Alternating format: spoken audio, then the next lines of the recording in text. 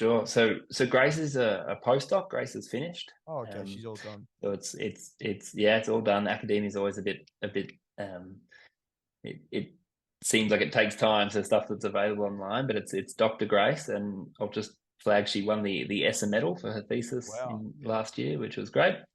So Grace has done some brilliant work using digital technology and thinking about how can we think about physical activity promotion in specific groups.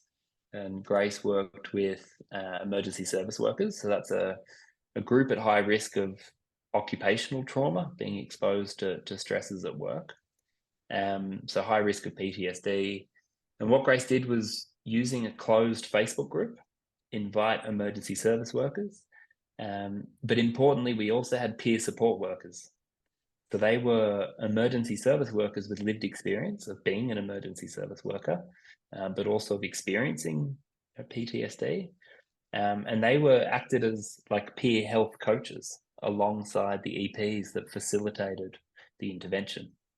And we've now published that the results from that trial. It was very promising. The outcome was very positive, and just showed the importance of creating that safe space, creating community, thinking about other forms of knowledge, that lived experience, how critical that was.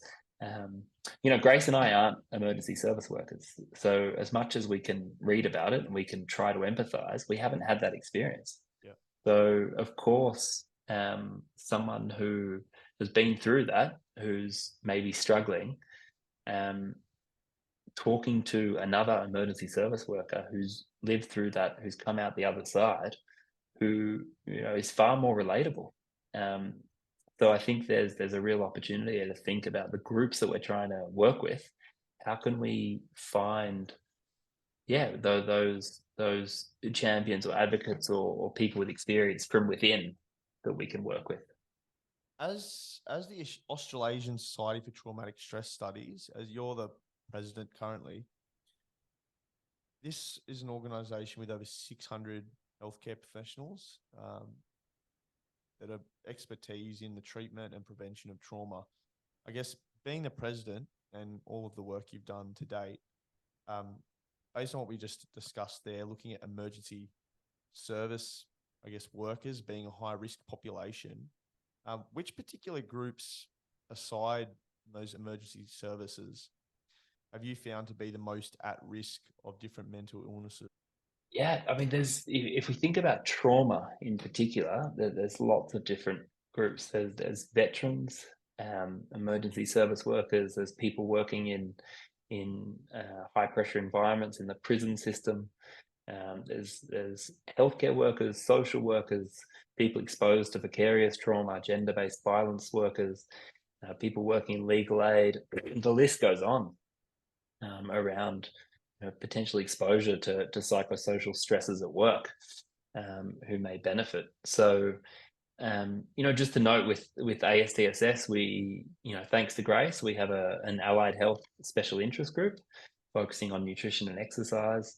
I've been really grateful to ASDSF for their support in recognizing the work that we do, and it's been a real opportunity to try to advocate and ensure that exercise and lifestyle factors are considered at the forefront and are there alongside other treatment modalities.